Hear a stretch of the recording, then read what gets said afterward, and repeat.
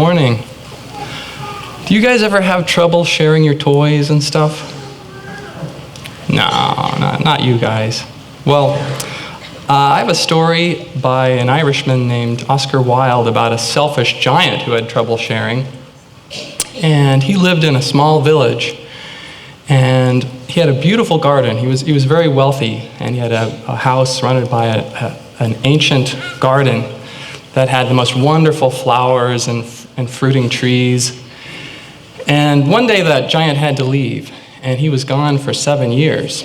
Now the children in the village had been very scared of the giant because he was always kind of grumpy and he looked mean. But while he was gone, the children played in his garden every day because there was nowhere else in the village for them to play. Well, then one day the giant came back after 7 years away, and guess what he said to the children? What do you think the selfish giant said? Yeah? Why were you playing in my garden? Why are you playing in my garden? Who said you could play here? This is my garden. Get out, out! And the giant was so angry, he built a high wall around his garden because he didn't even want the children to see his garden anymore. And he definitely didn't want them to come in anymore. So he put up signs around the garden that said, "Keep out!" all around. It said, "Keep out!" on the signs. Well, that winter, the snow came and the winter wind came. And then in the spring came, but the spring saw the signs on the garden that said, "Keep out." And so the spring kept out of the garden. But the winter wind and the hail and the snow and the frost, they all stayed in the garden and played there all summer long, while outside the garden, the children were enjoying the summer. But they still missed the garden because they had nowhere to play except the rocky, dusty road. You guys don't play in the road, do you? You play in the road? I hope not. Well, this went on for many years. The spring never came to the giant's garden, and he just got used to not having any spring, and he got used to the cold, and he kind of forgot about the spring until one day he woke up in the morning and he heard this beautiful song. It was a music that sounded so wonderful because he hadn't heard it in so long.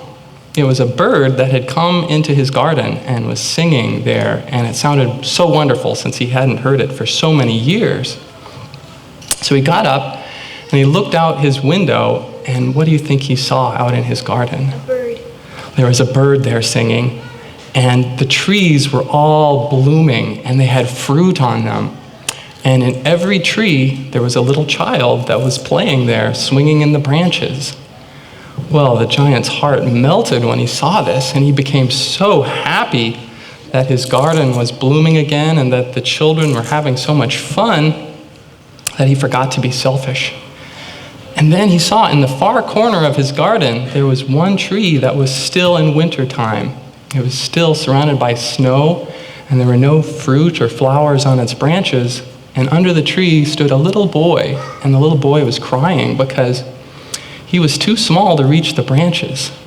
And the tree tried to lower his branches and called to the little boy, "Try to jump up and climb in my branches." But the little boy was too small and he couldn't reach the branch, so he just stood there sobbing. Well, the giant felt really bad about that, and he wanted to go help the poor child. So he went out into his garden, and guess what the children did when they saw the giant coming out? What do you think? They screamed, "Ah, it's the giant, run away!" So they all started running out. They had found a little hole in the wall, and they started running to the hole and trying to crawl through, but they couldn't all get out fast enough. And the giant felt sad about that, but he walked over to the little child who didn't see him coming because his eyes were full of tears and he was sobbing, and so he didn't hear the children screaming. And he gently lifted the little boy up into the branches of the tree. And when the other children saw that, they stopped running away, and the giant called to them and said, "Please come back. Please come play with me and share my garden." And that day, the giant tore down the walls around his garden. And from then on, every day, the children came and played in his garden with him. And he played games with them and loved the children. And many years passed. And one thing was lacking. he was very happy, but the little boy that he had helped that first day never came back. And he asked the other children, what happened to that little boy? And they didn't know who he was or where he lived. And many years passed, and people would come by and they'd tell the giant, oh, you have such a lovely garden. You must be so proud of your flowers.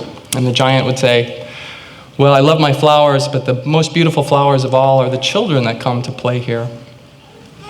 And then one day, after the giant had grown very old and very weak, he woke up in the morning and he looked outside, and it was winter time, and he was waiting for the spring, and he heard a songbird, and he was very happy because it was the first sign of spring.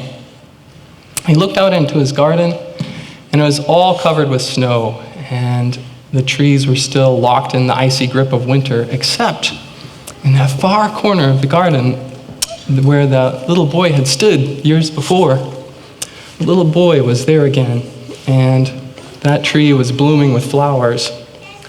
So the giant went out as fast as his old legs could carry him, and he was very old and weak, so he couldn't run very fast.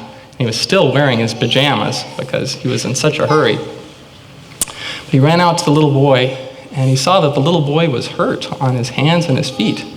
And that made the giant very angry. He said, who hurt you? Who did this to you? And the little boy said, no, these are the wounds of love.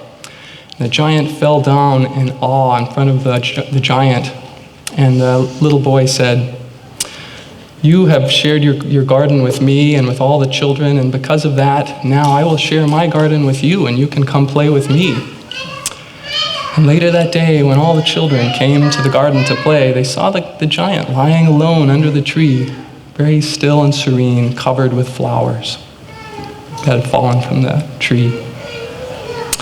And that's the story of the selfish giant. And now you can go back to your seats, and if you don't go fast enough, I'm going to pretend that I'm the selfish giant, and this is my garden, and I might come and tickle you.